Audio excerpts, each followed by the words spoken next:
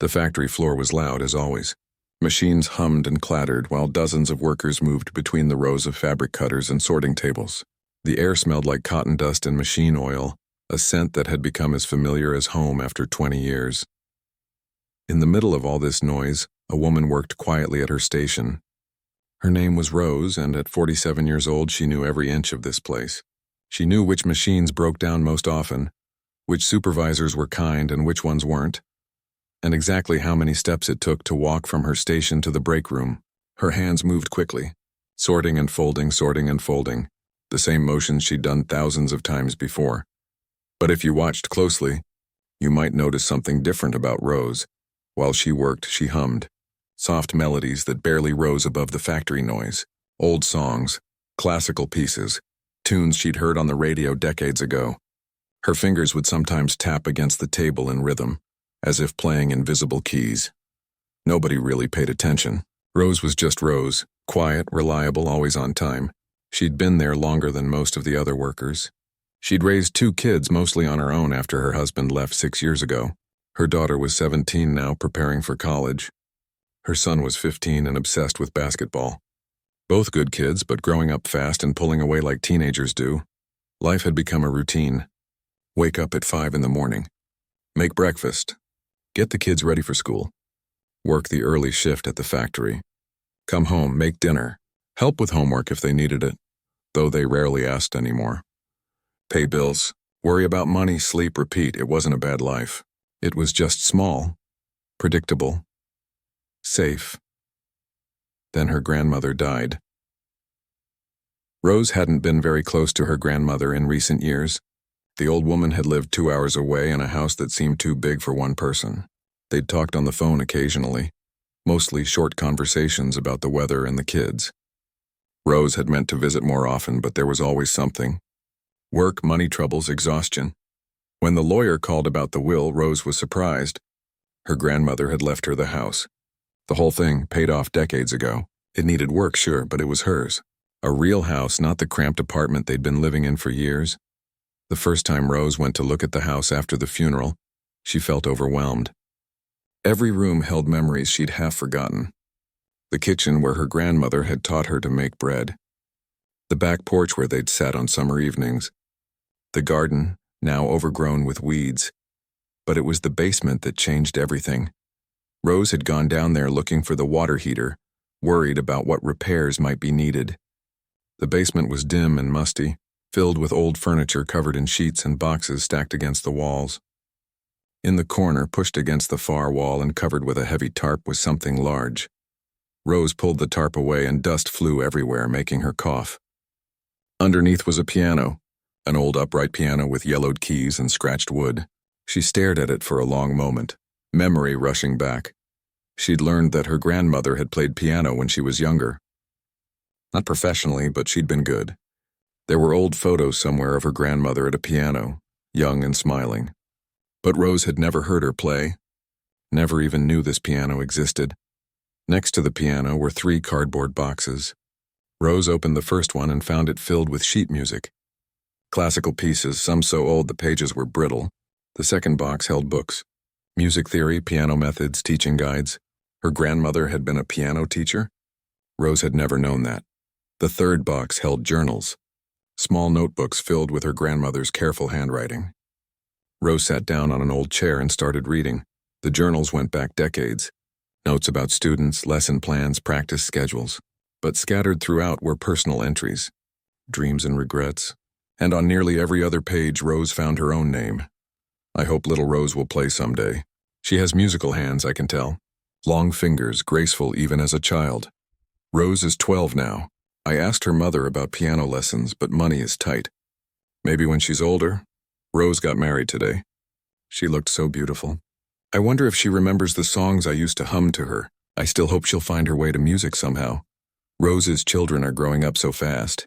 I see in them the same spark I saw in her. Music runs in our blood, even if we never let it out. The last entry was dated just 3 months before her grandmother died. I'm leaving the house to Rose. I know she'll think it's too much, too overwhelming. But I'm also leaving her my piano with one condition that my lawyer will enforce. She can never sell it. I don't expect her to play it. Maybe her children will. Maybe their children. But I need to know it stays in the family waiting, just in case the music in her heart finally asks to be let out. It's never too late, Rose. I learned to play at 35. You have time. You have always had time. Rose sat in that dusty basement and cried. Not the polite tears you cry at funerals, but deep sobs that came from somewhere she'd kept locked away for years. She'd wanted to play piano when she was young. She'd wanted it desperately. But her family couldn't afford lessons. Then life happened. School, work, marriage, children. The want had gotten pushed down deeper and deeper until she'd almost forgotten it was there. Almost. But sitting in front of this old piano, reading her grandmother's words, it all came rushing back. That ache, that longing, the way her fingers would sometimes move in the air when she heard beautiful music, trying to capture notes she couldn't play. She was 47 years old. She worked in a factory. Her hands were rough from years of hard work. She had bills to pay and kids to raise and a life that didn't have room for silly dreams, but her grandmother's words kept echoing in her mind. It's never too late. Rose reached out and pressed one key on the piano. It was out of tune, the note warbling and strange, but it was a note, a real note from a real piano. Her piano now. She pressed another key, then another. A simple scale, half remembered from a music class in elementary school decades ago. Her fingers felt clumsy and thick on the keys. The logical part of her brain started listing all the reasons this was impossible. She didn't have time. She couldn't afford lessons. She was too old. People her age didn't just suddenly learn piano. That was for kids with talent and rich parents who paid for lessons. But another voice, quieter but more persistent, whispered different words. Her grandmother's words. It's never too late. Rose sat at that dusty piano in a basement that smelled like old memories and made a decision that felt both terrifying and right. She didn't know how she would do it. She didn't know if she could do it. But she knew she had to try. She owed it to her grandmother. She owed it to that little girl she used to be who'd dreamed of making music. Most of all, she owed it to herself. The piano would stay. And somehow, some way, Rose was going to learn to play it. Rose started small. Very small. She couldn't afford piano lessons, not with her salary and 2 kids to feed. Private music teachers charged $60 or $70 an hour, sometimes more. That was groceries for a week. That was the electric bill. That was absolutely impossible. So she did what millions of people do when they want to learn something new. She turned to the internet.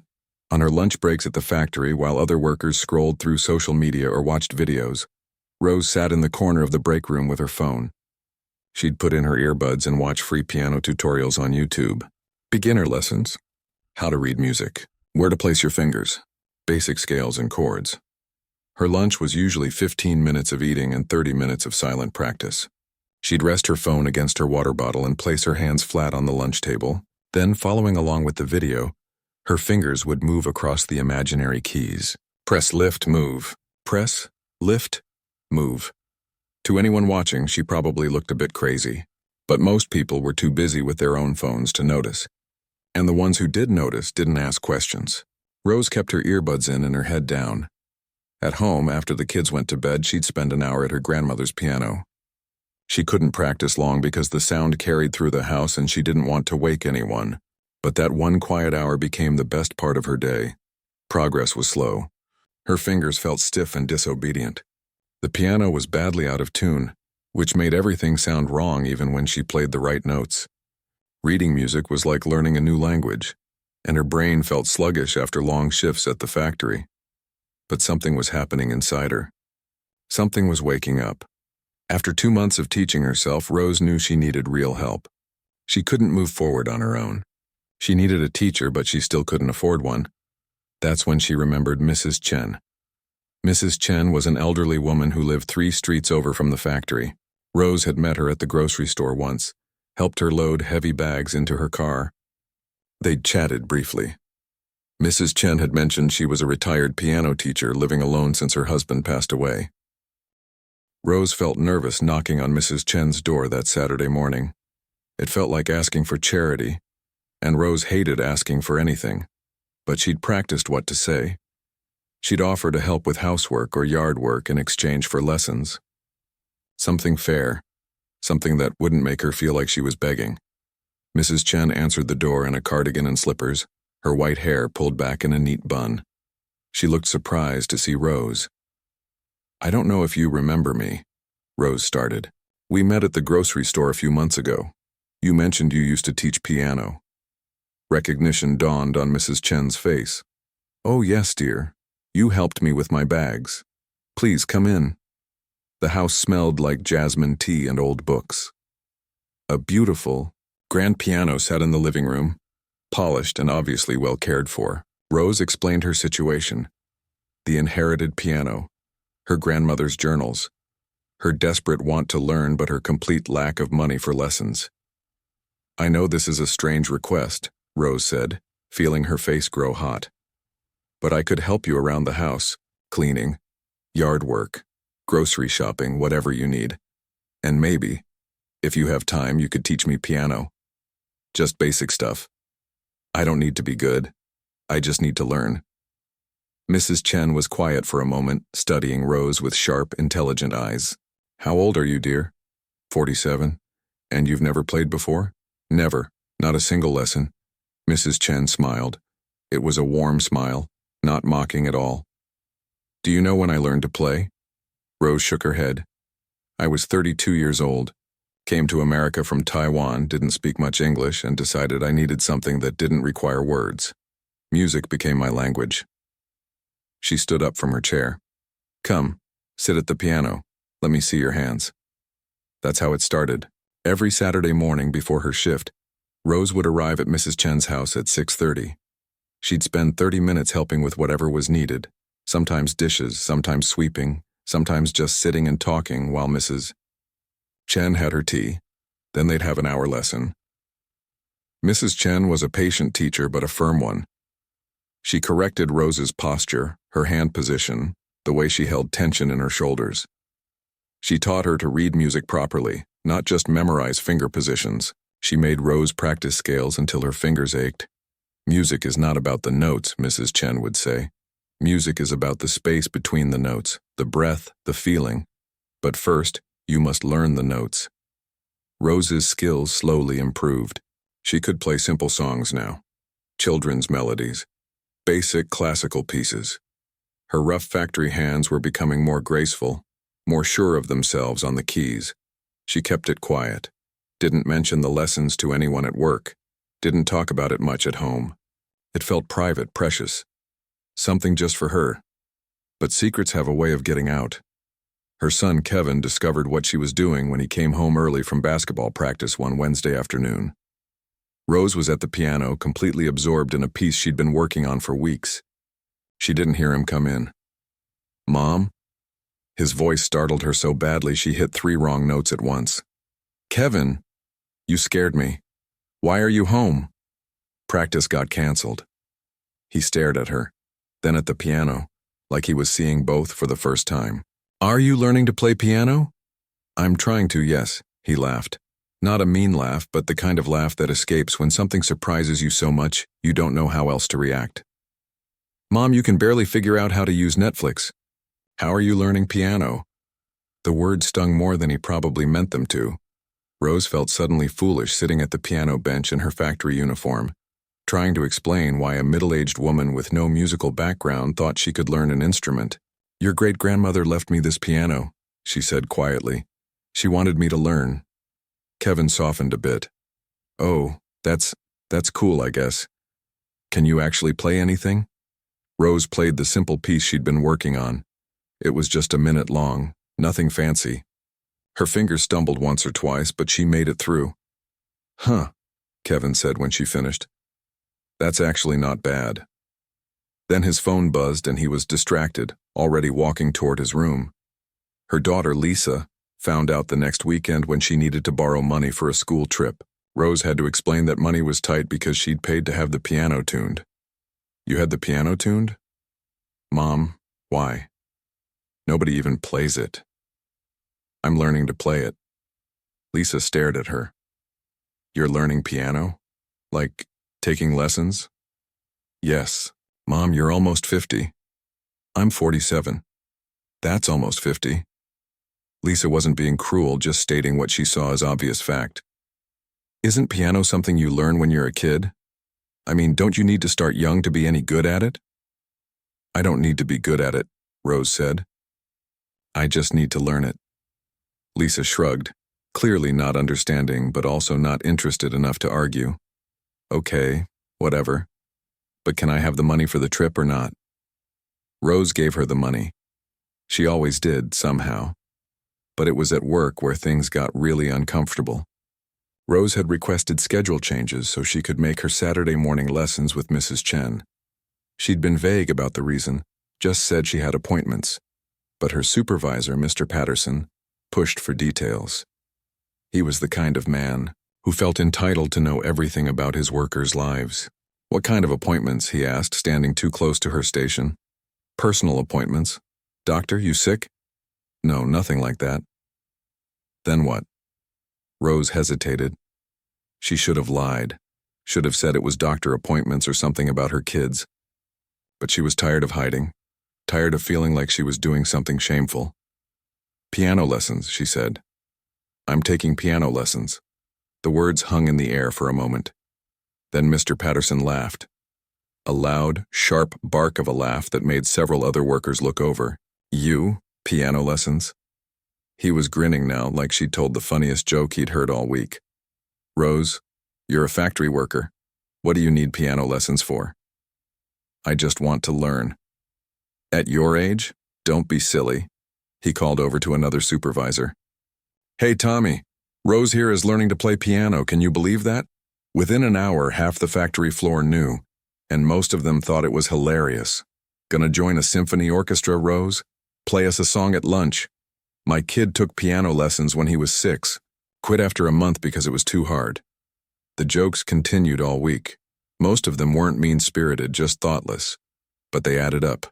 Each comment was another voice telling her she was being ridiculous, that people like her didn't do things like this. Rose kept her head down and kept working. And on Saturday morning, she showed up at Mrs. Chen's house like always.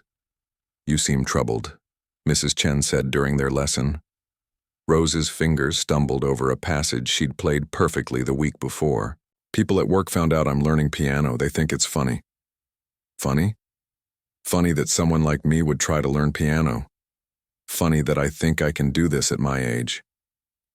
Mrs. Chen was quiet for a moment. Then she played something on her piano. A complex, beautiful piece that filled the room with sound. When she finished, she turned to Rose.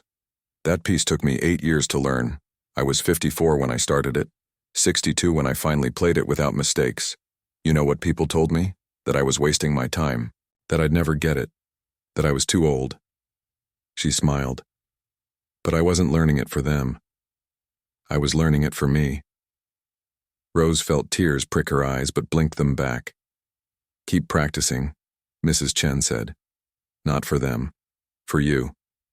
That night, Rose practiced longer than usual. Her fingers hurt and her back ached from bending over the keys, but she was getting better. Slowly, painfully, undeniably better. The mockery at work didn't stop, but Rose found she cared about it a little bit less each day. She had something that was hers now, something no one could take away, and she was going to keep going. 6 months passed. 6 months of early mornings and sore fingers and notes that slowly, finally, started to sound like music. Rose could play now. Not perfectly. Not like the people in the videos she watched online. But she could sit down at her grandmother's piano and make something beautiful happen. Simple songs, mostly. A few classical pieces that Mrs. Chen had chosen carefully for her skill level. But they were real songs, with melody and rhythm and feeling. Her hands had changed. The calluses from factory work were still there, but now there were new calluses on her fingertips from the piano keys. Her fingers moved differently too, more deliberately. Sometimes at work, she'd catch herself tapping out rhythms on the sorting table without even realizing it. Then one Saturday, Mrs. Chen made an announcement that sent Rose's stomach dropping to the floor. There's a community recital in 6 weeks, Mrs. Chen said, setting a flyer on top of the piano. Adult learners only. People who started music late in life sharing their progress. I think you should participate. Rose felt her mouth go dry. Perform? In front of people? Yes. It's at the community center. Very casual, very supportive. Most of the performers are nervous. That's the point. We celebrate the courage it takes to try something new. I can't do that. Why not? Because I'm not good enough. Because I've only been playing for 6 months. Because the thought of getting up in front of people makes me want to throw up. Mrs. Chen smiled that knowing smile of hers. Those are all excellent reasons to do it. That makes no sense. Rose, you're not learning piano to hide in your living room forever. Music is meant to be shared, even imperfect music, especially imperfect music. She tapped the flyer. Think about it. You don't have to decide today, but Rose had already decided. Absolutely not, no way. Never going to happen. She took the flyer home anyway, she wasn't sure why. Folded it up and stuck it in her purse where she wouldn't have to look at it. The next week at work, Mr. Patterson noticed her practicing finger exercises on the table during lunch break. She'd gotten so used to doing it that she didn't even think about it anymore. Still doing that piano thing? He asked, leaning against the table. Yes. Huh. Thought you would have quit by now. Most people do. There was something in his voice that wasn't quite mockery. Maybe surprise. Maybe the tiniest bit of respect. But then he grinned and the moment passed. You know what? My wife plays piano. She's been playing since she was 6. She's really good. He said it like a challenge, like he was reminding Rose of her place. She's playing in some recital thing next month. Community center. You should come watch, see what real piano playing looks like. Rose's blood went cold. A recital at the community center? Yeah, some adult learner thing. Should be interesting. Or painfully boring, who knows? He laughed and walked away. Rose sat very still. The recital Mrs. Chen wanted her to join. Mr. Patterson's wife would be there. Which meant Mr. Patterson might be there. Which meant other people from work might be there. The thought made her feel sick. That evening she told Mrs. Chen she definitely couldn't do the recital. Why the change? Mrs. Chen asked. Rose explained about Mr. Patterson, about months of mockery at work, about how humiliating it would be to perform badly in front of people who already thought she was ridiculous. Mrs. Chen listened quietly. Then she said something Rose didn't expect. You're not playing for them. You're playing for that little girl who never got her chance. What? The little girl you used to be. The one who wanted to play piano but couldn't. The one who pushed that dream down so deep she almost forgot it existed. You're not performing for your boss or your co-workers or anyone else. You're performing for her. You're showing her that the dream wasn't foolish, that it mattered, that she mattered. Rose felt her eyes burning with tears. But what if I mess up? What if I forget the notes or my hands shake or I prove them all right that I was being silly? Then you mess up. So what? You tried. That's more than most people ever do. Mrs. Chen put a gentle hand on Rose's shoulder. I'm not going to force you, but I hope you'll consider it. You've worked so hard. You deserve to share that. Rose drove home feeling torn in half. Part of her wanted to do it, wanted to prove something, though she wasn't sure exactly what. But a bigger part of her was terrified. Terrified of failing. Terrified of looking foolish. Terrified of giving Mr. Patterson and everyone else confirmation that she'd been wasting her time. She pulled the flyer out of her purse when she got home. Stared at it for a long time. Then she folded it up and put it in her drawer, still undecided. 3 days later, her daughter Lisa came home from school upset. She dropped her backpack on the floor and slumped on the couch. What's wrong? Rose asked. I didn't make the dance team. Again. 3rd year in a row. Lisa's voice was flat, defeated. I'm not good enough. I'm never going to be good enough. Rose sat down next to her.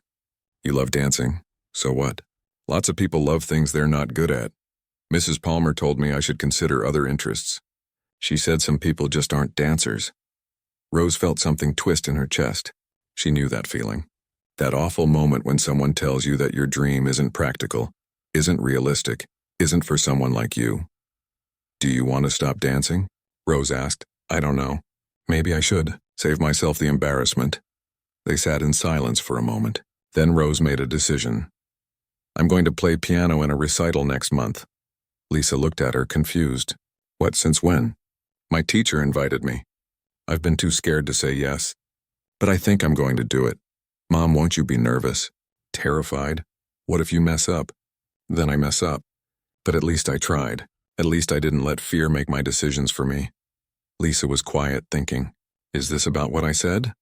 About you being too old to learn? No, honey. This is about me showing you something important. Sometimes the things worth doing are the things that scare us, and sometimes we have to try even when people tell us we're not good enough. Rose pulled out the flyer and looked at it again. Her hands were shaking slightly, but she picked up her phone. What are you doing? Lisa asked. Calling my teacher, telling her I'll do it. Mrs. Chen answered on the second ring. When Rose told her the decision, she could hear the smile in the old woman's voice. Good. Now comes the hard part. Choosing your piece and practicing until your fingers want to fall off. They decided on Für Elise by Beethoven. It was one of the most famous piano pieces in the world, which felt both ambitious and terrifying. Everyone knew what it was supposed to sound like. There would be no hiding behind obscurity. It's a challenging piece for your level, Mrs. Chen warned, but I think you can do it. We have 6 weeks. It's going to take a lot of work. She wasn't kidding. Rose practiced every day, sometimes twice a day. Her lunch breaks at work became focused practice sessions, her fingers moving through the motions on the table. At home, she'd practice for an hour before bed, then sometimes wake up early to practice before work. The piece was harder than anything she'd attempted before. Her fingers cramped. She messed up the same section over and over again until she wanted to scream. There were nights she went to bed with the melody looping in her head, unable to sleep because her brain was still working through the finger patterns. But slowly, painfully slowly, it started to come together. 2 weeks before the recital, Mr. Patterson approached her at work with a strange expression on his face. So I heard you're in that recital thing. Same one as my wife. Rose felt her stomach clench. Yes. How'd you even get invited to that? It's supposed to be for real students. I am a real student. He looked at her like he was trying to figure out if she was joking. Come on, Rose, you've been playing for what, a few months? My wife's been playing for 40 years. You really think you belong in the same recital? It's for adult learners. People who are learning at any level. Yeah, but... He shook his head. Look, I'm not trying to be mean. I'm trying to save you from embarrassing yourself. People are going to be there. Good people. People who actually know music. And you're going to get up there and... What, play chopsticks? I'm playing for Elise. His eyebrows shot up. For Elise? Rose, that's not a beginner piece. That's... He actually laughed. Okay, you know what? This I've got to see. I'm definitely coming now. Bringing some people from the floor too. We'll all come support you. The way he said support made it clear he meant the opposite. He was coming to watch her fail. Bringing an audience to witness her humiliation, Rose wanted to back out right then, wanted to call Mrs. Chen and cancel, wanted to run away and never think about the stupid recital again. Instead, she went back to her station and kept working. And that night she practiced for 2 hours straight until her daughter knocked on the door. Mom, it's almost 11. You need to sleep.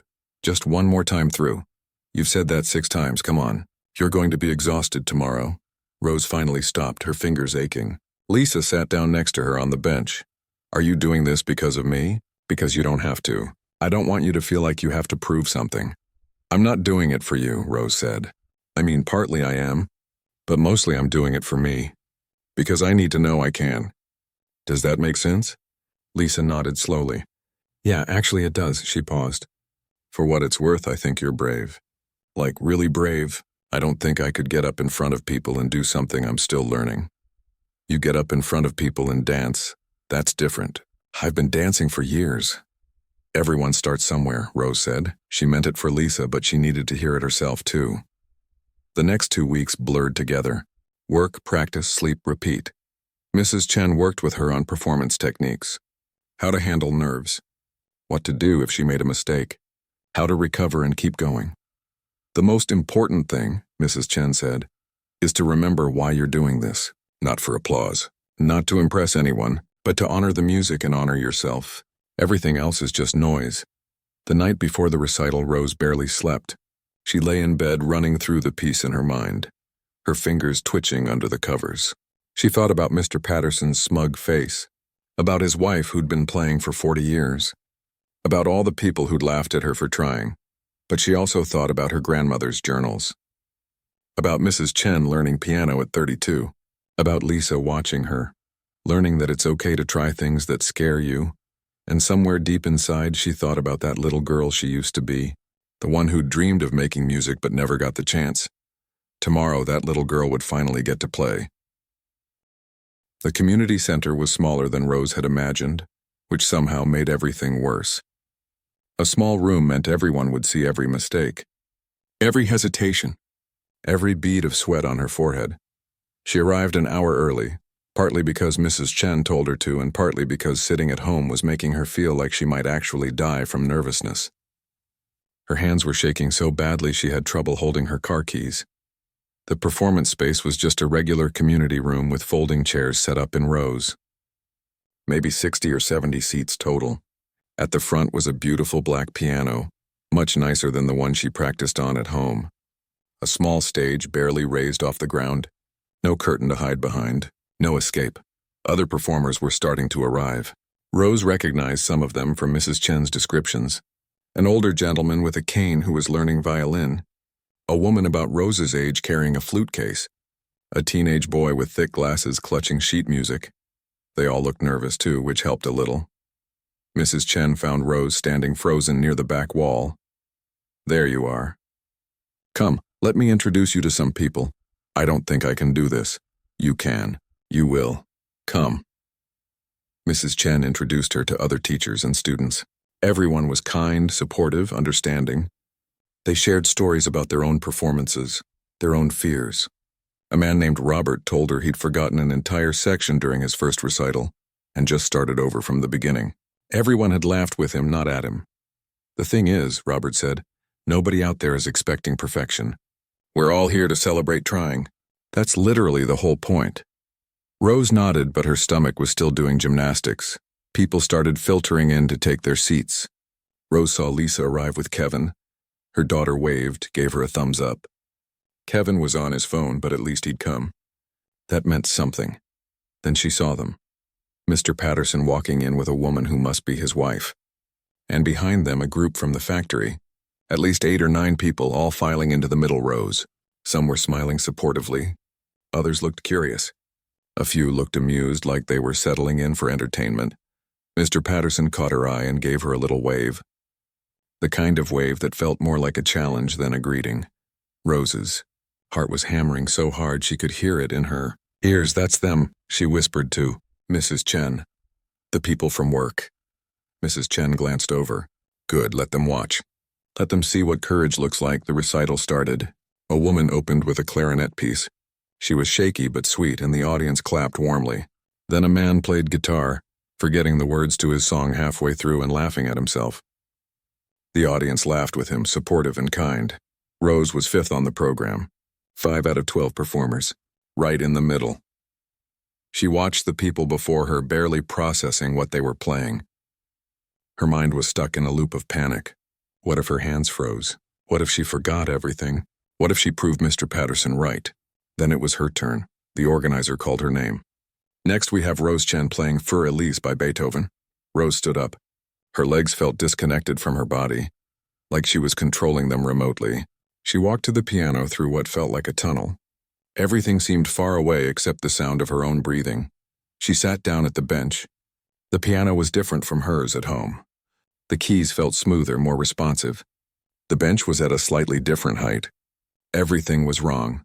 The room was quiet, waiting. Rose looked out at the audience.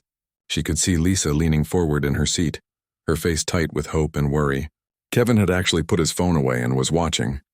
Mrs. Chen sat in the front row, her hands folded calmly in her lap, her face full of quiet confidence. And there in the middle, Mr. Patterson sat with his arms crossed, a slight smirk on his face. His wife beside him looked politely interested. The factory workers around them had various expressions, some supportive, some curious, some clearly skeptical. Rose looked down at her hands on the keys. These rough factory-worn hands that had spent months learning to do something beautiful. These hands that her grandmother had called musical hands in journals written decades ago. Well, notice if she messed it up. She didn't mess it up. She thought about the little girl she used to be. The one who'd wanted this so badly but never got the chance. This was for her. Rose took a deep breath, placed her fingers in position, and played the first note. It was clear, pure, perfect. The second note followed, then the third. The opening of Fur-Elise is simple but iconic. Everyone knows it. Everyone has heard it 1,000 times, which meant everyone where her fingers moved across the keys like they'd done 1,000 times in practice. Muscle memory took over. That magic thing that happens when your body remembers even though your mind is screaming. The melody flowed out of the piano, gentle and sad and beautiful. She made it through the first section. The easy part. Now came the harder middle section, the part she'd struggled with for weeks. Faster notes, more complex patterns. Her fingers had to stretch and move in ways that still felt awkward. She hesitated for just a fraction of a second. So brief most people probably didn't notice, but she noticed. And in that moment of hesitation, doubt crept in. What if she couldn't do it? What if this was where she failed? But her fingers kept moving. The training, the practice, the hours of repetition carried her forward. Yes, it wasn't perfect. Yes, there were small mistakes. A note held a bit too long here, a transition a bit too rough there. But it was music. Real music. Something strange started happening as she played. The nervousness began to fade. Not completely, but enough. Enough that she stopped thinking about the people watching and started thinking about the music itself. About the sadness in it, the longing. About how it felt to finally be doing this thing she'd dreamed about for so long. Her grandmother had played piano. Had taught students. Had hoped Rose would find her way to music somehow. And here she was playing for a room full of people. Playing a piece that millions of people had played before her. Adding her own imperfect voice to that long conversation of music across time. The middle section ended. Back to the main melody, the part everyone knows. Her fingers relaxed into the familiar pattern. This was the home stretch, and then something happened that Rose would remember for the rest of her life. The room changed. She couldn't explain it exactly, but she felt it. The energy shifted. The skeptical faces softened. People stopped looking at her with curiosity or amusement and started really listening. Really hearing. Mr. Patterson's arms slowly uncrossed. His smirk faded into something else. Something that looked almost like surprise. His wife, who'd been playing piano since she was 6 years old and had probably heard Fur-Elise performed hundreds of times, leaned forward slightly. Her expression had changed too. She wasn't looking at Rose like someone watching a beginner stumble through a piece. She was looking at her like someone who recognized something true. Kevin wasn't checking his phone. He was watching his mother with an expression she'd never seen before. Something like pride mixed with wonder.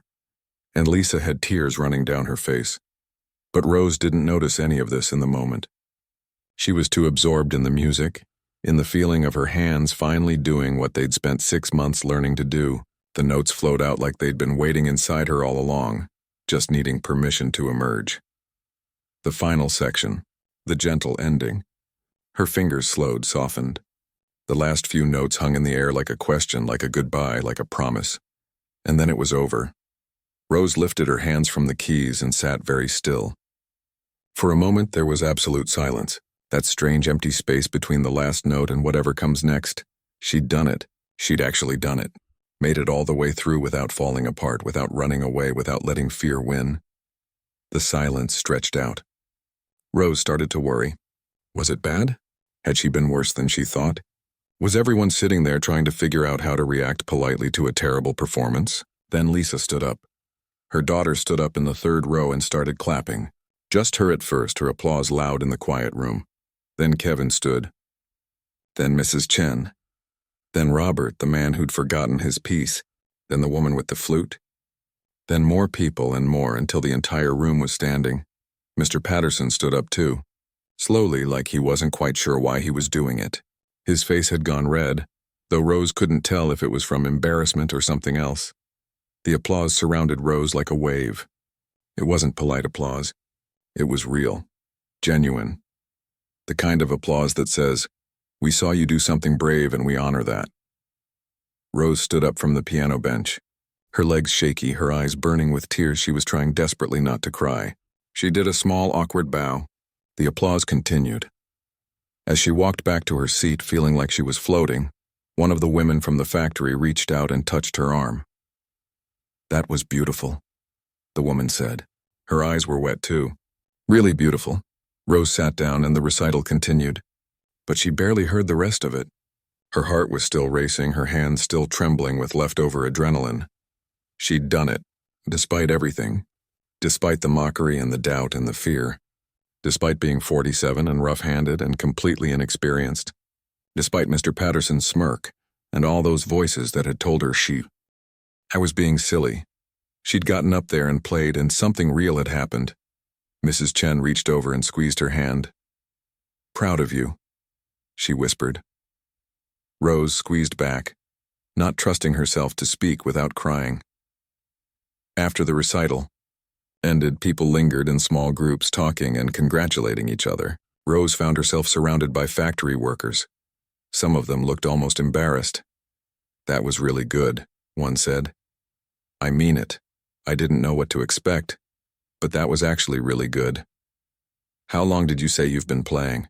another asked. 6 months. 6 months? No way. That sounded like years. Mr. Patterson approached last. His wife was with him, and up close Rose could see kindness in her face. "That was lovely," Mrs. Patterson said. "Really? You should be very proud." Mr. Patterson shifted his weight, his hands in his pockets. "Yeah," he said quietly. "It was good. Really good." He looked uncomfortable, like he wanted to say more but didn't know how. Rose decided to help him out. "Thank you for coming." He nodded, then walked away with his wife. Rose watched them go, feeling something she hadn't expected to feel toward Mr. Patterson. Not quite forgiveness, but maybe understanding. Maybe he'd learned something tonight too. The real moment came later, as people were leaving. A young woman approached Rose shyly. She looked about 25, with factory-worn hands like Rose's own. "I work on the 3rd floor," the woman said. "I don't think we've really met, but I wanted to tell you something." "Okay. I used to play violin in high school. I was pretty good too, but I quit when I started working at the factory. Told myself I was too busy, too tired, too broke to keep it up." The woman's eyes were shining. "But watching you tonight, I gave it up because I was scared. Scared of not being as good as I used to be. Scared of what people would think." "I understand that," Rose said softly. "You showed me something important tonight. You showed me it's not too late. That scared is okay.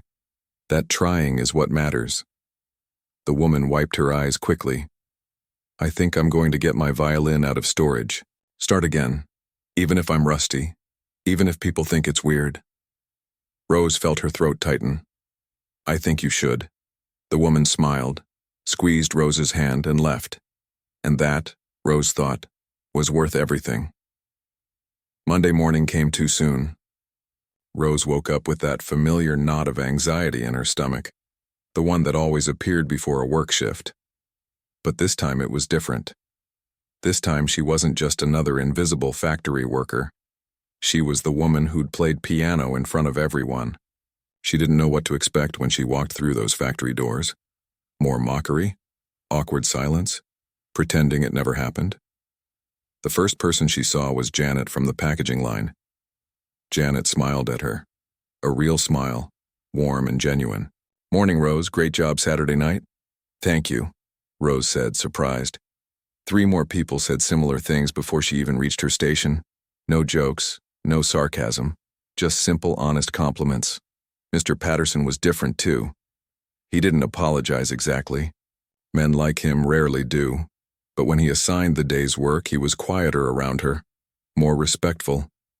He met her eyes for a moment, nodded slightly, and moved on. It was enough. At lunch, instead of sitting alone in the corner with her phone, Rose found herself surrounded. People wanted to know how she'd learned, how long it took, whether it was hard. The woman from the packaging line asked if it was too late for her to learn guitar at 38. "It's never too late," Rose said, and she meant it with her whole heart. The young woman from the recital, the one who'd played violin in high school, came by Rose's station later that afternoon. Her name was Amy, and she'd brought her phone to show Rose something. "I found my old violin teacher. She still gives lessons. I'm going Saturday." Amy's face was bright with nervous excitement. "I'm terrified, but I'm doing it because of you." Rose felt tears prick her eyes. "That's wonderful. Thank you," Amy said. Really? Thank you for showing me it's possible. After Amy left, Rose stood at her station sorting fabric and thought about how strange life was. 6 months ago, she'd been invisible here, just another set of hands doing repetitive work. Now she was someone who'd inspired another person to chase a dream they'd given up on. It felt bigger than music. It felt like she'd proven something important not just to others but to herself. That dreams don't have expiration dates. That too late is something we tell ourselves out of fear, not truth. The weeks that followed were different. Better. Rose kept taking lessons with Mrs. Chen, kept practicing every day. But now she practiced with less fear and more joy. The recital had broken something open inside her. She'd faced her worst anxiety and survived it. More than survived. She'd succeeded. Lisa noticed the change in her mother, too. One evening, Rose found her daughter standing in the doorway watching her practice. "Mom, can I tell you something?" "Of course, honey." Lisa sat down on the couch, playing with the edge of a pillow. "I signed up for the dance team tryouts again, for next year." Rose stopped playing. "Really?" "Yeah. I mean, I might not make it. Probably won't, honestly. But I keep thinking about what you did. How scared you were, and you did it anyway." Lisa looked up, her eyes serious. "If you can learn piano at 47 and play in front of all those people, I can try out for dance team one more time. Even if I fail, at least I'll know I tried." Rose got up from the piano and sat next to her daughter. "You're not going to fail. You don't know that." "You're right. I don't. But failing at something you love is better than never trying at all. Trust me. I spent 30 years not trying. I don't want that for you." Lisa leaned her head on Rose's shoulder. "I'm proud of you, Mom. I know I didn't say it before, but I am. You're kind of amazing." Rose wrapped her arm around her daughter and held her close, thinking about how sometimes the best thing we can do for the people we love is show them what courage looks like. 3 months after the recital, Mrs. Chen called with unexpected news. "I'm getting too old to teach as many students," she said. "My arthritis is getting worse. But I have 3 beginners who need a teacher. Adults, like you were. People who are nervous and scared and need someone patient." "That's too bad about your arthritis," Rose said. "I hope you can find someone good for them." "I already did." "You." Rose almost dropped the phone. "Me?" "Mrs. Chen. I can't teach piano. I barely know how to play myself." "You know more than they do. And more importantly, you know what it feels like to start from nothing, to be scared and doubt yourself and do it anyway. That's what they need. Not a perfect teacher, a real one. I don't have any training, any credentials. I'll help you, guide you through the basics of teaching. You can use my studio for lessons. We'll start with just these 3 students. See how it goes." Rose wanted to say no. Wanted to say she wasn't qualified, wasn't ready, wasn't good enough. But those were the same words she'd told herself about learning piano, about performing in the recital. And she'd been wrong then too. "Okay," she heard herself say. "I'll try." Her first student was a 52-year-old man named George, who'd always wanted to play, but whose parents couldn't afford lessons when he was young. Her second student was a woman named Patricia, 46, recently divorced and looking for something that was just hers. Her third student was Amy, the young woman from the factory who'd decided to switch from violin to piano. Teaching terrified Rose at first.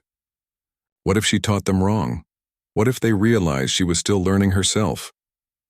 But Mrs. Chen was right. Her students didn't need perfection.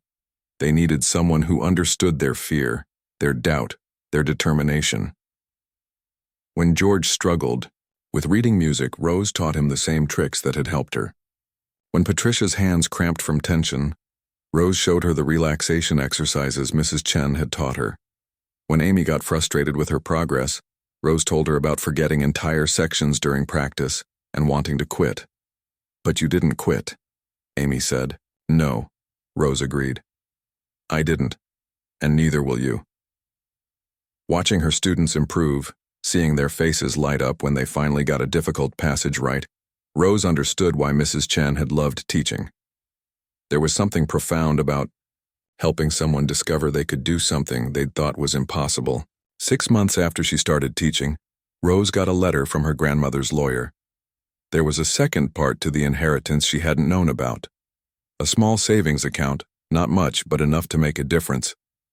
The letter included a note her grandmother had written years ago. "If you're reading this, it means you kept the piano, it means you tried. I knew you would. Use this money for music, for lessons, for repairs, for whatever you need. But mostly, use it to remember that it's never too late to become who you were meant to be. I'm so proud of you, Rose, I always was." Rose cried reading those words. Cried for the grandmother who'd believed in her even when she didn't believe in herself. Cried for all the years she'd wasted thinking she wasn't good enough, wasn't young enough, wasn't the right kind of person to make music. She used the money to buy a better piano, not for herself but to keep at Mrs. Chen's studio for her students. A piano that stayed in tune, with keys that responded beautifully to even the most uncertain touch. The second recital came a year after her first one. This time Rose played a more complex piece, something she'd spent months working on. But more importantly, her 3 students performed too. George played a simple folk song with shaking hands and a huge smile. Patricia made it through a classical piece with only one small mistake. Amy played something she'd composed herself, rough and imperfect and absolutely beautiful. Rose sat in the audience watching them, remembering how it felt to be up there. The fear, the courage, the moment when you realize you're actually doing it. She thought about that first recital, about Mr. Patterson's smirk and the mockery she'd endured and how close she'd come to giving up.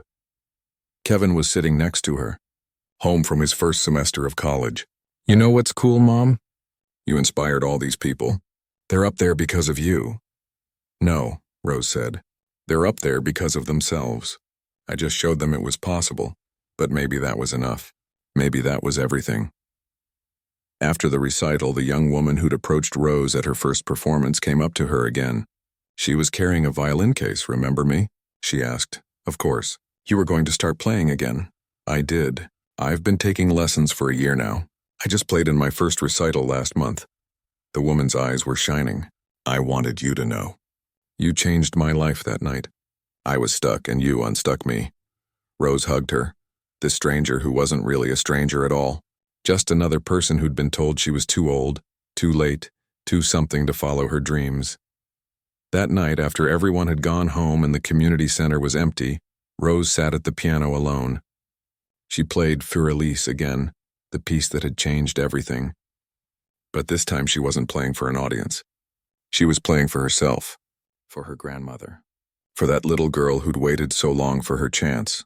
The notes filled the empty room, each one a small act of defiance against every voice that said, "You can't, you shouldn't, don't be silly." Each note was proof that those voices were wrong. Rose was 50 years old now. She still worked at the factory, though she'd cut back to part-time. She taught piano 3 evenings a week and Saturday mornings. Lisa had made the dance team on her 4th try and was thriving.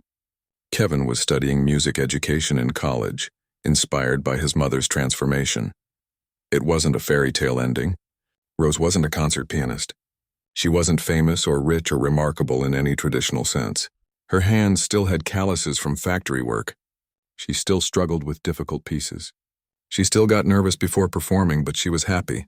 Really, truly happy, because she'd learned the most important lesson of all. It's never too late to try. It's never too late to learn. It's never too late to become the person you were always meant to be. And sometimes, when you find the courage to chase your own dream, you light a path for others to follow theirs. Rose played the final notes of Für Elise and lifted her hands from the keys. The sound faded into silence, but the feeling remained. The knowledge that she'd done something impossible, that she'd proven them all wrong, including herself. Outside, the world continued on, full of people who'd given up on dreams they thought were too late to chase. People who believed the voices that said, "Don't be silly, you're too old. That's not for people like you." But maybe, just maybe, some of them would hear Rose's story. And maybe they'd think, if she can do it, why can't I? Because they could. Everyone could. All they had to do was play that first note.